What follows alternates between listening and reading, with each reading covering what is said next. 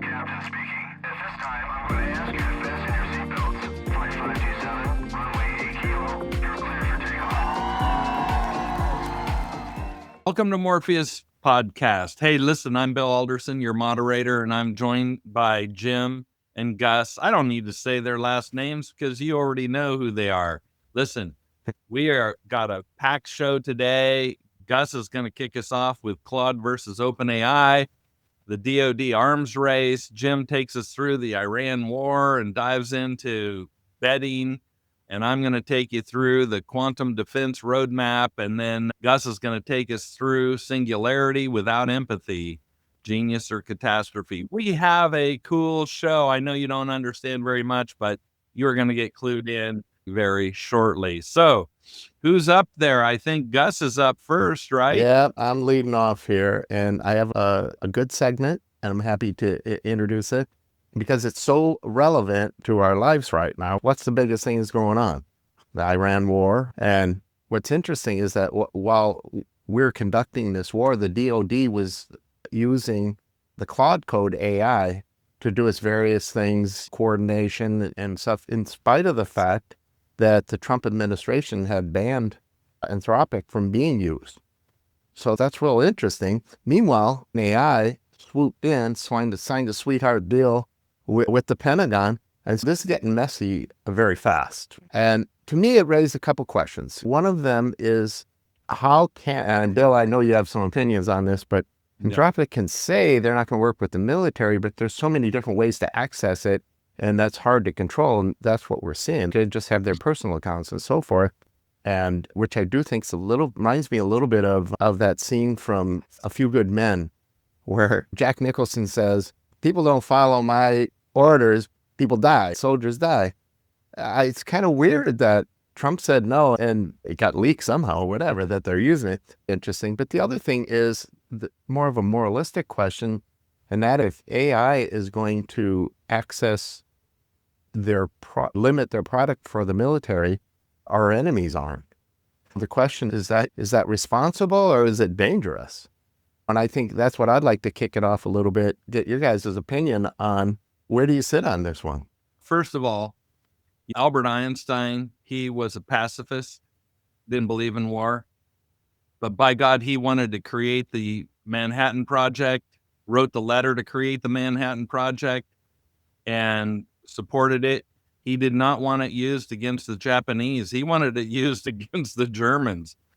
And so it's kind of interesting when you have a problem. So old Dario, he's basically saying, oh, you can use it for this. Just give me a call.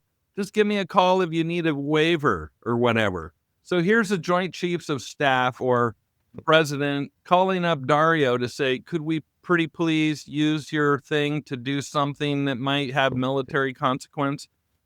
Fully legal, fully constitutional, but is against what Dario and his clan might want. Now, that leads to a pretty big problem. If you buy a product from me, let's say you buy a Samsung refrigerator, but I say, if you don't go to my church, you can't use my refrigerator. Right. It just gets to the idiot. Now, I can understand you can't use it for an illegal purpose, but we have a constitution, we have a Bill of Rights, we have all sorts of laws that prevent the military from doing certain things. Now, they can still violate those laws like we've seen in the past, but not materially, in my opinion. And so consequently, we have all these safeguards, the very things that Dario says that he wants. And yet he wants to be called up. Now, it's not him, it's some of the people on his team. And yes, and it's these teams. And so they were talking about it the other day and saying, look, OpenAI and Anthropic, all of them hire from the same pool of people. They steal from each other, and they need to have a commonality of what they will and won't support. You might call it the woke stuff or whatever, but they have these rules of engagement. I'm not going to work for a company that supports this, or I don't want somebody. And it goes back to, okay, what about prohibition? You can buy my product and use it, but if you produce liquor, you can't use it. And it's just like, it gets to the point of absurdity when the military, some admiral on a ship has to call up Dario and ask him for an extension or whatever to use their product in some situation that's perfectly legal and appropriate otherwise, but you have to go and ask somebody else. Now, I understand the issues, and you do not have to sell to the military, but I frankly don't think that as an American citizen that I would promote buying any product from any government institution who said, oh, you can buy my product and give me money, but you can't use it for X, Y, and Z. That would preclude, in my estimation, an absolute federal ban on any purchases if you're going to restrict our use for any legal purpose. Now, basically, you have no opinion on this. I do have an opinion. And I'm let's take another angle on this. Let me talk for a little bit here. So here it is. They're saying that we want to restrict the use of our product or our technology with the U.S. government. However, just recently they got hacked by the Chinese, and the Chinese essentially have their full Anthropic code. So they're going to take it. They're going to backwards engineer it. They're going to use it. Scrape. So there is Correct. People who believe that it wasn't all of their code or all of their capability, Sure. But they did screen. So let's say they didn't get it right now. Let's say they don't have it right now. It doesn't matter. The point is that if you can absolutely guarantee that no one else can get your technology, you can protect it to that level. You might be able to stand on that high ground and say, look, we own it. We're going to protect it, and no one will get to it, and we'll make sure that the world is safe. Okay, great. Take that position. If you can do that. That's not realistic for anybody to say that that they're going to be able to safeguard everything that they've created. And that's essentially quantum's coming. Everything's going to be breakable. Everything's going to be gotten into unless we can get some quantum safeguards put in place. So for them to say, I don't want you to use our product for surveillance systems or autonomous weapons. We don't want them to automatically go out and kill people. I get that. Okay, take the high ground. That's great. Take that position. But at the same time, if the enemy has it, if the enemy has the equivalent, and you're not willing to defend our country, that's a problem. That's an issue that they're going to have to, morally, I think, you deal with. Okay, because you don't want somebody to use your product because you believe it's morally unethical. And I get that. At the same time, if the enemy has it, then what happened? Where are we at then? Exactly. And now, Bill, I know you're a big Claude Code user and fan. Are you going to be voting with your dollars anytime soon and kick them to the curb? I tried. And to be honest, I will tell you that I went out and I researched Codex, which is OpenAI's tool. And I did some tutorials to try and figure out if I could use the Codex for the same way I use Claude Code. And for those of you who are listening who are vibe coders, you're going to need to know this. Codex philosophy is that it basically sets up a whole bunch of ground rules for global parameters and local parameters. And so right away, when I started asking questions of AI, why do you have this global parameter setting? It came back and it said, Codex, OpenAI, is built for Fortune 500 coding teams. Okay. So if you are an independent upstart, or if you create code and then run it immediately in a VM, that's not the best workflow, because essentially what you have to do is OpenAI looks at storing that into a repo. And those repos are usually large multi-fork repos, and somebody else, the programmers, are not putting that code to use and applying it to VMs to have it run. It's running a very large application, which has a whole bunch of repos. They put it all together. And so the coder is actually abstracted away from the VMs and the hardware and the domains that it runs on. So consequently, I learned a great deal about the fact that I am an independent individual contributor who creates, I have 5 VMs, main VMs, and they're all different codes and programs, and you guys know what they are. I run those, and sometimes we've been on a meeting like this and said, hey, Bill, we need this feature on our podcast management system. And Gus, you're sitting there saying, oh, yeah, I know. When I used to be a product manager at XYZ packet company, we would wait months and months to get Months and months. some sort of little superficial search thing. And while we were still on the podcast, I just went over to Claude Code and said, hey, I need a search feature for this particular page and to do this. And boom. And then I said, there might be a 10-second problem and you'll have to reset the app for a minute. But then we'll have very, that very feature. powerful. And so that's the thing. Claude Code is very powerful and I believe that most people who are the growth path for all of this, yes, they are using it in Fortune 500, but I believe that it's more so people like me who never gave them a dime and never did anything like this. And there's millions of me. That is That's the market. That's the marketplace. That's the market that they want. Claude Code does it, and hats off to them. Yeah. But then I started researching and I found out that Grok is coding toward the Claude Code focus. And then for you guys who don't always know the names we throw around, Anthropic is Claude Code. That's why they're in the news today. Their code ability for their AI system to produce quick results is why the government was using that, whether it's for coding quickly or just for AI in general. But I think what Anthropic's trying to do here is create a two-tier system where the products that someone is creating is either aligned with tier 1, which is government aligned and defense focused, and then tier 2, civilian trusted, ethics focused. That's where the Claude Codes are going to want to go. Maybe the Metas and Googles want to go that direction too. So it's feasible that they're asking for a two-tier system, and they're willing to walk away from the bigger lucrative contracts that are probably out there. But then here comes OpenAI and says, I'm not stupid. I'm taking those contracts. I'm going to take these contracts because it's inevitable. Eventually, we're going to all be using AI. So whether you say ethically you don't want us to use it, and yet the government still uses it and China still uses it, what good is your position if the product that you're trying to say you can't use is just in word only? And guess what? Sam Altman came in and got almost the same exact exclusions that Claude Code wanted.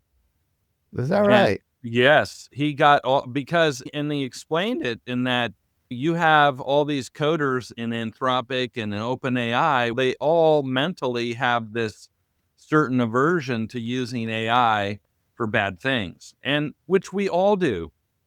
And as a nation, we do. But when you're going in, and for instance, I can just tell you, Jeff Bezos is one of the wealthiest people in the world, and he has Amazon Web Services, and a big part of that, and that's huge amount of gravy train is the U.S. government's environment. So if somebody like him comes along and says the same sort of thing, it's Jeff Bezos is no longer going to be the wealthiest guy one of the wealth in the world. And, because we can't just say, okay, I'm a PETA advocate. I don't believe in testing animals. Well, nobody really likes to do that. If you have your daughter who has a disease and needs some animal testing, and you have the ability to get a cure, but it requires some animal testing, then the PETA stuff goes out the window. I'm sorry. If you have a human person that needs something and you can enable it, you can't just simply go around saying, not in my backyard, or you can't use it for the things I don't believe in. I'm a vegetarian, so you can't use it for cattle. It just goes, it never stops. So what do you think this is going to affect in the long term, is going to affect Anthropic? Remember the days of Huawei? Remember when 3Com, this is really old, folks, when 3Com sold off their router division off to Huawei, and all of a sudden now it was in the hands of the Chinese. What did the government do? They dropped that product line completely, because now they could not get guarantees it was going to be in the United States, still stay in the United States. And so they dropped it. So with this thing with Anthropic, they take the position like, hey, no, we don't want you to do this. You don't want to do this. The government generally will say, you're just too hard to deal with. So we're going to go off somewhere else. And that will affect you long term. So what happened? They're making that choice. What happened to TikTok as well, right? TikTok eventually had to succumb because they were not going to be allowed in this country. That's the only way they're going to get in is if they agreed to what the government wanted. So that's why now that we have TikTok in the United States allowed to be here for that purpose, but it was on its way out. And Huawei never did recover. They're gone. Good point. Good point. I have other things I could say about this. For instance, I got the feeling you do. Gus, TP-Link has 10,000 employees around the world building routers and switches and all sorts of security devices for American homes. Do you know that you cannot install a TP-Link, certain types of Deco TP-Link products unless that company, TP-Link, has a direct capability to act and control your router? Millions of people don't know this. But if we ever went to war against China, China can call up TP-Link, who's owned by Chinese organizations, even though they may have thousands of employees in the United States. They can just call them up and say, hey, give me access to Gus and Bill and Jim's router right now, because I want to see what they're saying to people. And the thing is that's a problem. And when I found out about that and I tested it and was a customer of TP-Link myself, I immediately decided no more TP-Link. I took that TP-Link and I took one of those TP-Link routers. They're like a cylinder. And I asked AI to simulate putting it in a blender. But no, I'm serious. At some point, you do have to care about what your enemy is doing. In my opinion, this is more about being a good citizen and allowing our military to win. We absolutely, and it's not that we have to do that, because I believe that we're going to have peace with the Chinese and we're going to have good relations with them. But we have to set the stage, and we have to not allow them to have access to tens of millions of American homes, just like we don't let them have, TikTok. We don't allow them to have access to half the homes in America because they own the routers, and they have to have access to those routers to configure them. It's a problem, in my opinion. Yeah, we'll see how this plays out. Initially, when Claude refused, they got an uptick in people downloading Claude code, right? And, the public kind of rewarded them, saying, but maybe that's what happened. My contention is that if the U.S. government says we want Anthropic, and then Anthropic says, no, we don't want to give it to you, then all of a sudden people have some interest in something they hadn't even thought about. And so therefore they're out there downloading immediately, saying it must be good if the U.S. government wants. It may not necessarily be the case that it's going to be a long-term reward. It might be a short-term reward. So a lot of people downloading Claude code. And yet we know Claude code is a good product. Hey, we'll see how it ends up. I think we'll just have to let it play out completely. So time to move on to another subject here. And on the same type of subject, but a different aspect of it, Jim, what's going on with our next segment? Yeah, you guys have seen what's going on with the war in Iran and how we're bombing them to oblivion. But anyhow, it's really interesting to see that as we're seeing all these bombs being dropped and uncertainty there, all of a sudden we see something else rising on the other side, which I'm maybe not a big fan of. But in the gambling markets, they started to form these wagers about how the war was going to be waged and what would happen, up to the tune of $600 million in betting surges about the war. Basically, people are willing to bet on that. Like I said, I'm not big on gambling, and I don't think you should ever try to wager on something that has an outcome that's really negative. You could say it's positive in the sense that in the United States, we need to have this addressed and taken care of. So I am a supporter of that, absolutely. I don't know that I would go out and put a wager on it, but whenever there's a fight, if there's any kind of competition, there's usually a wager. That's just the way it is. It's just the way humans are. If there's some way to look at it, you have an opinion, for or against, it turns into a wager of some sort. We tried to prevent a fight, but Iran kept pushing, right? It just kept pushing the edge, saying, no, we're going to drag this out, drag it out. And finally, now the U.S. is basically saying, no, we're going to finish it. We're done with it. We're not playing these games anymore. So Americans do not want forever wars. That's the big thing. So the first thing we think about when we come into this kind of a conflict is, are we in for the long haul? Are we going to be stuck here? That's what Americans are worried about. That's a big issue, right, guys? What do you guys think? To give this some perspective, okay? When I was a young man and I had a full head of hair back in the day, okay, I was in the U.S. Navy and I got sent to Great Lake, Illinois, just above Chicago, for some training on gun and missile fire control systems. And we trained alongside, this was in 1975. We were so close that we sold our ships to them. We trained alongside of them.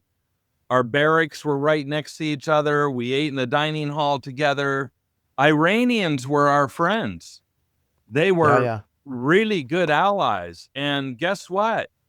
There are men my age now, our age, I should say, that are still in Iran, that are about our age, and they remember the days when the United States was an ally and a friend. The days of the Shah, when the Shah was in power. Right. And they remember flying to the United States, going to training, being a respected set of individuals from Iran who were brilliant people. And for goodness sake, they're the Persian nation empire. And now they're stuck in this regime with these people who are religious. I did, but I want to rein things in a little bit here, because what we're talking about isn't whether that war is a good war and Iran's a good place or a bad place, whatever. What we're talking about is it ethical to place bets on events that could kill people? Is this something that we want to support? Is it fine? Because on Polymarket, you can bet on, as you guys know, you can bet on anything. And there was 6 traders that traded over $1 million on where the targets, what would be the first bombing targets in Iran. Yeah. And this brought up a lot of the issues about insider trading and stuff like that. And I think we all agree war's bad. The question is, should we bet on it? Yeah, and they don't allow bets to be placed on death, right? Like number of people killed, things like that. Is that right? Okay, good. They don't allow that. So you can call it a bet on which of the targets do you think they're going to hit first. Sure, that's okay. Now, if there's people with the collateral damage or some people that die, it isn't based on the number of people who die. It's based on these physical targets. So what if I'm a decision maker, Jim, and I have $1 million bet target's going to be over here, and I make sure that's the first people hit, and people do die? Being a conflict complete, if you have insider information, just like anything, just like we talked about in one of our other episodes about sports betting, right? We did talk about Polymarket, you bet on anything. There's a lot of insider knowledge. Fauci does the same sort of similar betting on similar things, but they have voided bets that were tied directly to death. Right. So why can all this be happening now anyhow? What's allowing this to happen? The internet was a big part of it, right? AI is now a big part of it. Actually, all of it is helping. We're in the information age, deep into it at a high rate. We can get information on just about anything. We can get satellite images ourselves from our PC of things that are going on around the world. So the knowledge that people have now makes them more capable in placing these bets. They're willing to do $1 million, $100 million bet, or whatever it is, because they have the data. So and up to minute data. Up to the minute data. But at the same time, think about it. The U.S. government has the same data. So how would you think they're using that data? Think about President Trump. He has to wage the war of opinion. So if he sees the betting going a particular different way, that's positive for the United States, things are going good. We love it. Let's bet good. The United States is going to win. He's got positive momentum. He knows that the sentiment of the U.S. citizen is with them. So he's going to use the same Polymarket So when are we going to see Polymarkets just becoming part of the whole process of a strategy of thinking of whether Wow. we're going to win or not? You bring up a good point, and what it reminds me of is the fact that the polling that exists within platforms like Polymarket is much, much more accurate. And this is nothing new. They used to bet on elections in the United States. I never knew this till I looked into this. And one of the benefits was that the polling was much, much more accurate than a group of people that go out and cherry pick who they're going to interview and all this stuff. Because and also people are more honest. If you're more likely to tell the truth about your opinion if you're betting money on it. Oh, if I got $100,000 where your mouth is, yeah. Right. Whereas if somebody asked me if I voted for Trump, depending on what that person looked like, I might go, I didn't vote for Trump. And then I get counted as not voting for Trump. But if I bet money that Trump's going to win, that's a more accurate polling system. And that's just some value there. Yeah. A $600 million betting effort should be a signal to everyone. I mean, a surge above what they usually do.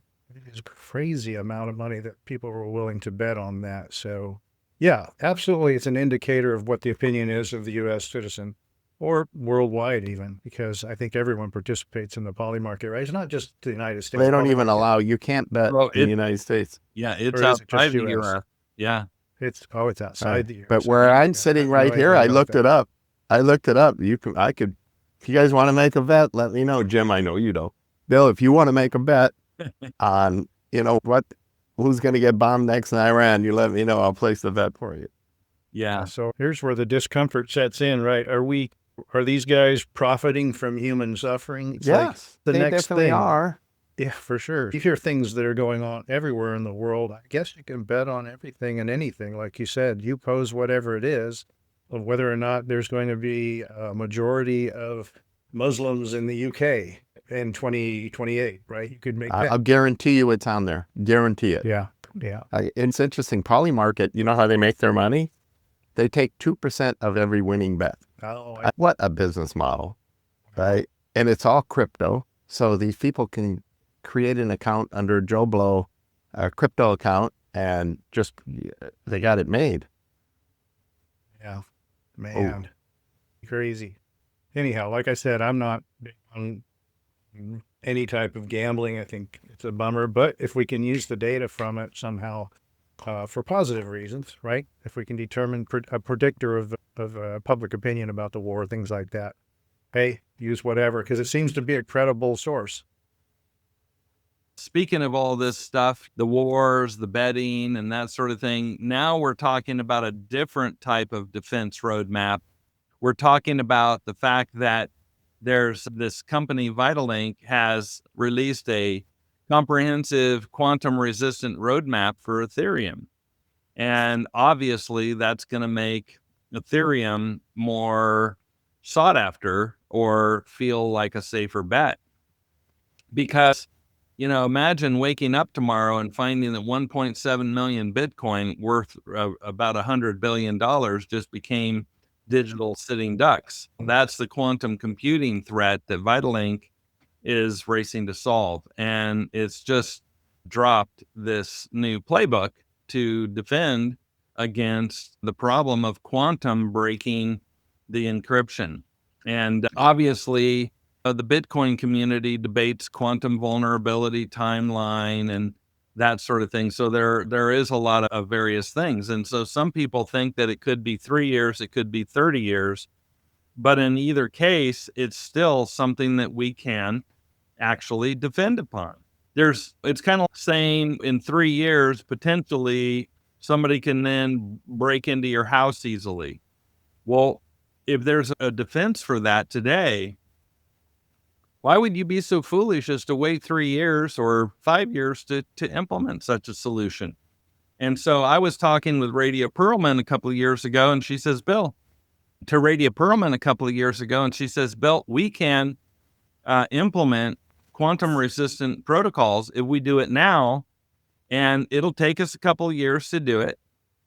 And in fact, NIST has put some candidates out there, and they're out there now, and we're working toward building quantum-resistant encryption for all of our computing and other such things. And she was right. If you know that it's a potential, why would you sit back and relax and say, oh no, I'm totally covered? Why would you do that when there is a potential solution at hand that you could implement? It's just going to take time and money. So that's where we're at.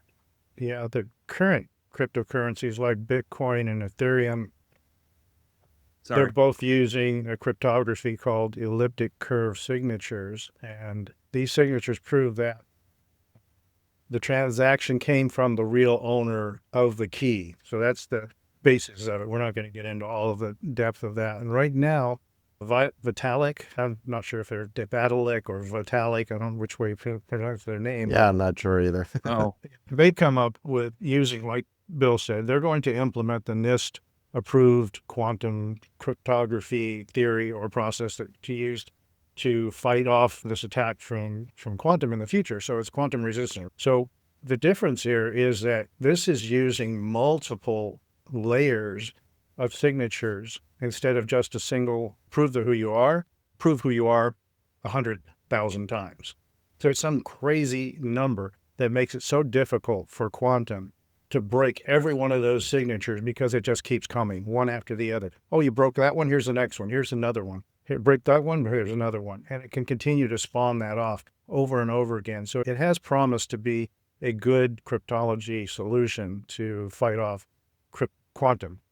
and not everything is subject to the problem. There's just some Bitcoin wallets that are Right. their legacy addresses that are potential. Yeah, before problem. 2012.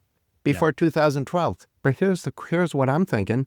If I own crypto, and a lot of these people are deceased, whatever, maybe see now don't even know they have it. But anyway, if I know I own it, sell the old stuff and just buy right back in because the new stuff is protected for now.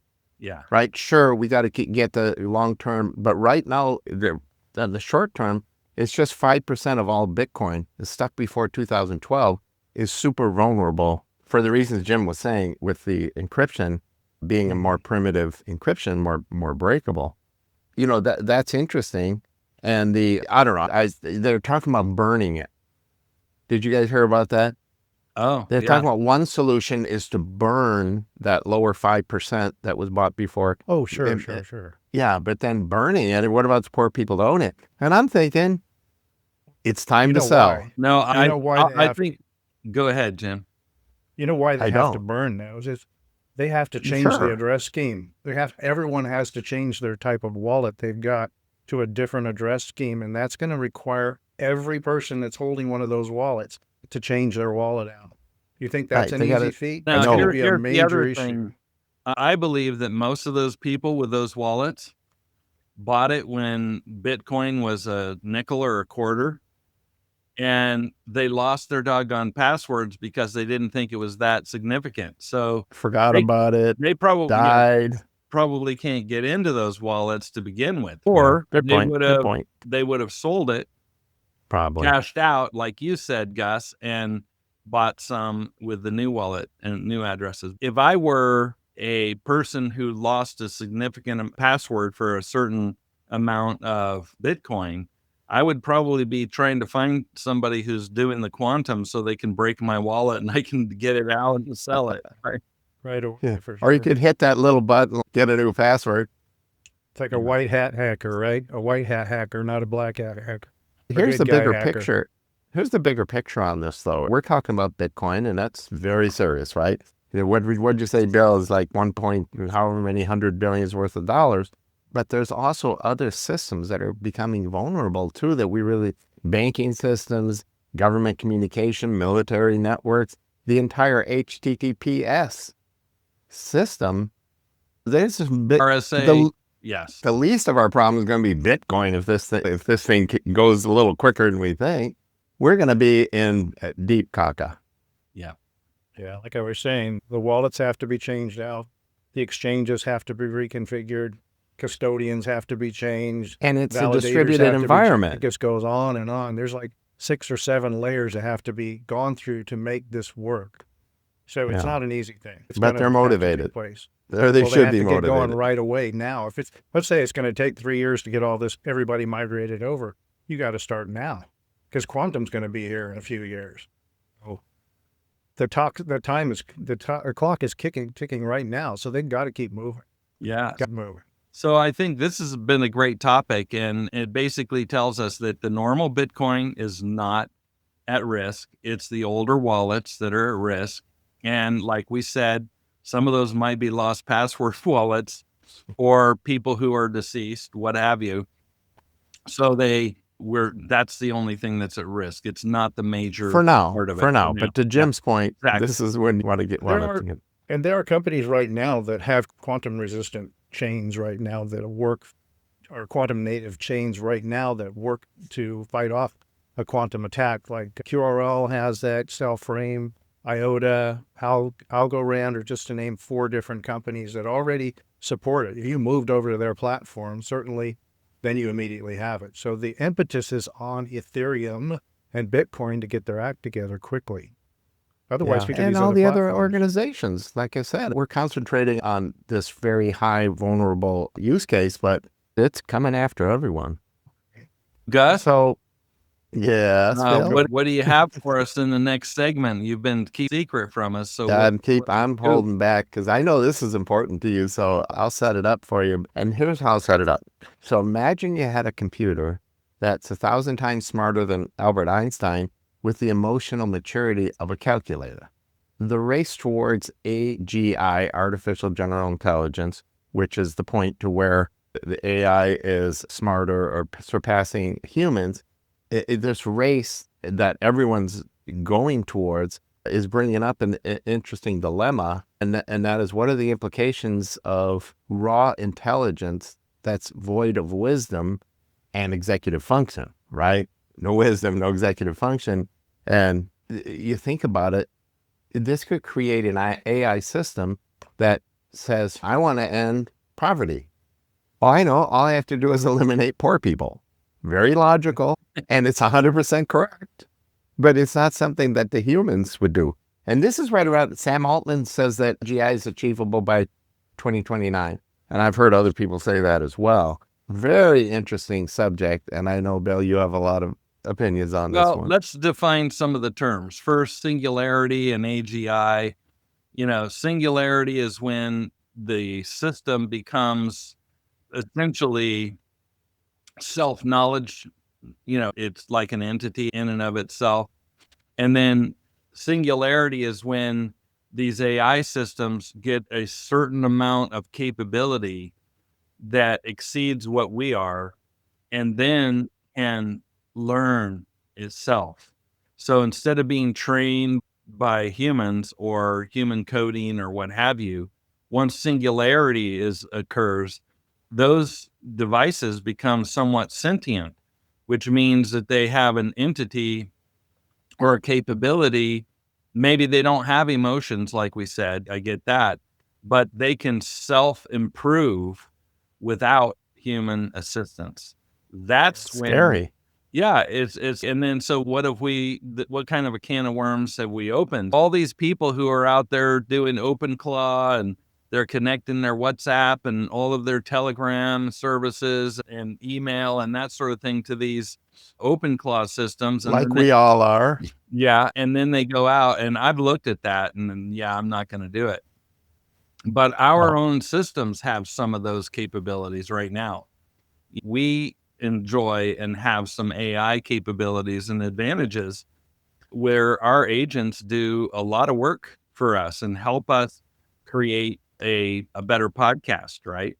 So before we ever go on air, and I'm just going to say this, we have Here we go again. I know. We have what's called mock podcasts. And these mock podcasts are where the AI takes Bill. Don't listen to them, folks. And Gus. We're smart. We're really smart. We're really good at what we do. But it helps us learn and create muscle memory. And so it basically takes characteristics of each one of our personalities and personas, and it communicates a 5-minute, what we call mock podcast on these topics. And we listen to ourselves talk, and sometimes Gus and Jim doesn't. I feel like, Boom wow, shakalaka. I wish I would have said that, right? But it was in my voice, right? Because we use No, you're right. You're right. and it helps us to build muscle memory so that when Bill, Gus, and Jim start talking, we've already heard ourselves making jokes and having quips and that sort of thing. And we don't use any of those verbatim. But when those get into our heads, it creates muscle memory so that when we get live, we're better than we would be otherwise. It's kind of And like, Bill, you called this when this was just a thought, this whole podcast. I remember you saying you're all about this muscle memory and all about this, and you've done a really good job of orchestrating that. I appreciate it. Yeah, that's for sure. Because I don't know what the heck I'm try to doing. make it easier, and that's where our AI helps us accomplish some of those Absolutely. things. And sometimes I sit back and I look and say, "Oh my God, what did I create?" So this is a heady subject this week, and we all like to talk about it. The term sentience has been around since the 1950s. It's not something new. And so having I didn't know that. singularity, sentience, all of that has been around. The whole idea about AI has been talked about well before it became a reality. So whether it was originally starting in some science fiction and also starting into regular mathematicians always theorized that eventually this is where we're going to end up. They already predicted this back in the 50s. So we're just arriving finally at what already was predicted quite a long time ago. So generally we can say now AGI is it's knowledge. A computer has knowledge equal to a human. Singularity is now we surpassed a human. That's what's Right. happened here. And the next level after that is sentience. And that's where we're headed for eventually. And people are very worried about because that's when the computer itself has a belief that itself is a being itself and has a human aspect to it, has feelings, has We're giving up a opinions. lot of responsibility. So that could come. They don't know when that's coming. But right now they're saying we are in singularity now, according to Elon Musk. And he's saying that in 2 years or less, this AGI that we keep talking about, that is all computers are equal to what any human knows, that'll be common knowledge in a couple of years. And then singularity also will be fully fleshed out by 2028. And at that point, we can't keep up with the computer at all. It's completely surpassed us at that point. And it is like Bill was saying earlier, it is already training itself and training other AIs. AI is talking to AIs, and we see that in agents that are Already, talking to each yeah. other in these bots. in robots, in robots that can watch another robot do a task and learn from it, right? Absolutely. Surgery, Yeah. whatever type of physical task, and they can learn from other. And we talk about self-driving cars all the time. And then, Bill, you made a little post the other day that says that Musk says any car can be self-driving now. Yeah, because we have robots now available. So the robot can sit in the car and drive it. You don't have to have an autonomous car. You got a robot who can drive it like That's a amazing. human. Because Yeah, I it saw has this access video to all today. the AI and all the systems and that sort of thing. And it only needs the 2 eyes. It doesn't even need the I think we're in the 12 golden cameras. age right now. I hope it goes well. Now, let me toss this out. Einstein was a brilliant guy. And if you've never watched the Genius series, if you've never read Walter Isaacson's biography on Albert Einstein, I encourage you to do it, because once you've read that Walter Isaacson or listened to it in the Audible, it's about 11 or 12 hours, so it's a long series. But once you've gone through that, Walter Isaacson does such a good job of making you feel like Albert Einstein is your friend and your neighbor. And you start Do you hearing understand more. quantum mechanics any better after that? Oh, I want to yes. learn about that. Yes, and there's all sorts of things. It talks about him being on a train and watching the fence posts or the telephone poles go by, boom, and then he started inferring all this movement and action, and then he started saying, okay, what about light? And can light bend because of gravity? Does light have matter? All these different things. That's where black holes come from. But imagine you have Einstein as your next door neighbor and you go have coffee with him every morning. And here you are able to ask the master these different mathematical things and all these different quantum mechanic things. But now you have AI, which has a lot of Einstein smarts in it, but it's like 100 Einsteins in 100 different topical areas. And you can wake up in the morning, turn on your AI system, talk to it, and it's like Hey, how cool is that? having breakfast with Mhm. 100 Einsteins who are experts in 100 different subject matter areas. And so there is some fear, but there's also this rush to, wow, I'm so Absolutely. thankful to be alive during this Yeah. particular time. And it's That's for getting, sure. but fasten your seatbelts because it's getting more interesting. And until they kill us, it's going to be really fun. And maybe because we're all roughly 70 years old, I'm going to be 70 next month. Jim is the oldest among us. He's already 70, and Gus is, And we treat them with respect And- because of that. and Gus Yeah. is just the youngster because he's Listen not to going your to be elders. 70 until June. But hey, This whole AI coding thing, we are concerned about Singularity. It's smarter than us. And how are we going to code against that so that we don't have a problem where it makes decisions on its own? And they've thought about, look, it's not about how we put all the guardrails necessarily in place. That is important. But also it's giving AI an incentive. AI, just like we like incentives, computers like incentives. They like to know, look, if I do good, I get a reward, just like we do. And that's what they've been Really? trying to think of now yeah, is you're how not can going to we be get, turned off. right. So how can we get AI now to do good things, do it at a faster rate on our behalf and have it incentivized to do it so that it does better to solve a problem in whatever it is in medicine or in That's a very any other important kind of point. problems. Very Yeah, important so point. So that's one way that they know that they're trying to move away from, we have to hard code. We have to think of hard coding everything possible so that AI doesn't get off the rails. And reality is if we can also teach it how to do things that benefit the humankind and it gets a reward of some kind, then I think we've done a good job steering it in the right direction. See, Jim's So going to anyhow. save us. Jim's going to save us. No, that's a Anyway. great point. I don't know. So what else do we have to talk about with Well, that getting on this trouble with here? particular topic, right? Gross domestic product. Our gross domestic product is $123 trillion. That's every man, woman, and child on earth and what they create in economic value, 123 trillion. I just looked that up, by the way.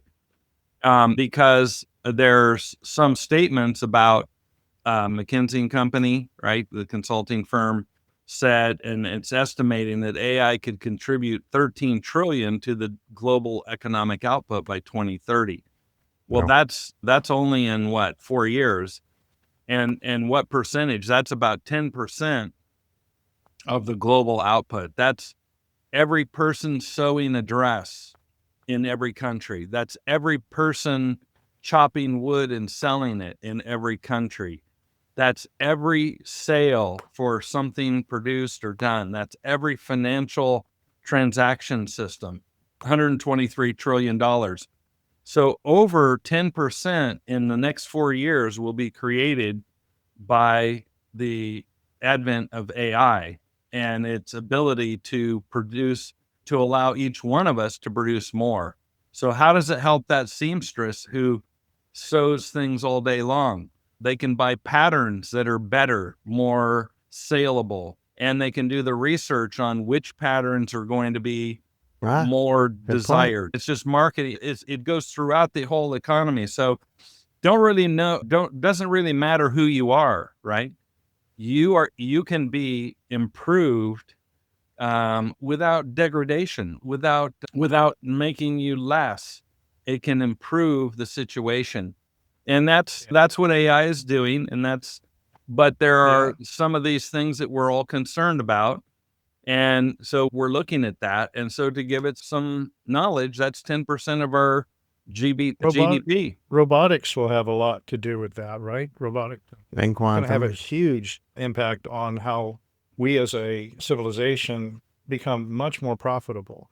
I know Elon Musk has been talking about the cyber cab, and when we did a special on the cyber cab, but it looks like that the average person could buy a cyber cab, and we made reference to this before, and actually pays for itself within a couple of years completely, and it's just pure profit after that. So I'm doing if that.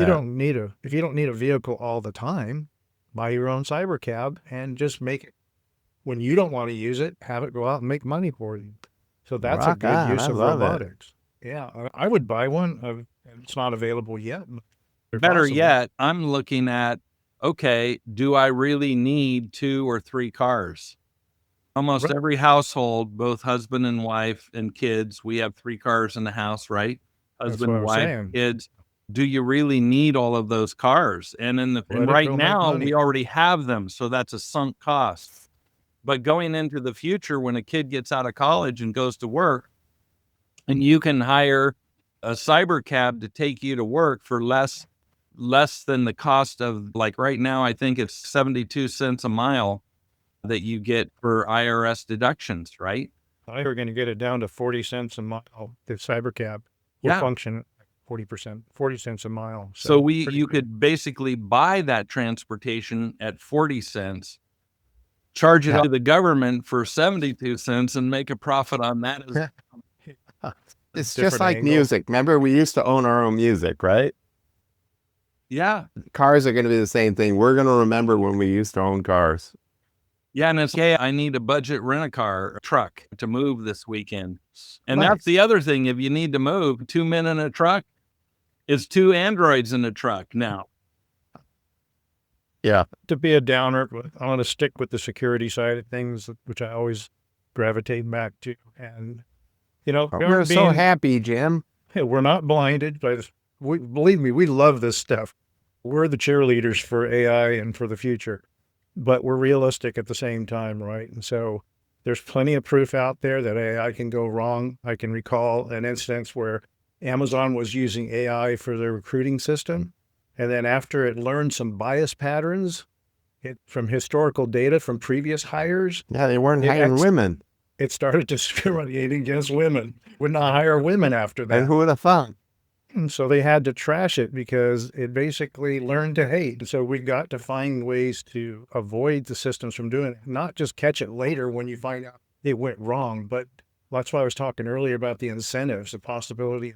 Hey, if you get it right, you get something positive. We've offered some counterparts. A lot of this we generate and try and cause contention between us in order to make it more dramatic. And if you don't agree with us, that's okay. We don't need you to agree with us. So thanks again for joining us. hold And on. Tim, yeah. If you found today's discussion helpful any way at all, and we're going to say the same old thing we say every week, give us a couple thumbs up, right? Drop us a comment about this week's topics and subscribe to the channel. Easy. Of course, we really appreciate it. It keeps us motivated, keeps us wanting to keep doing this. So thanks so much for tuning in, and hey, stay safe. Take care. Yeah, thanks, guys. Always a pleasure. At this time, I'm going to ask you to fasten your seatbelts. On behalf of the flight crew, thank you for flying with us and have a pleasant day.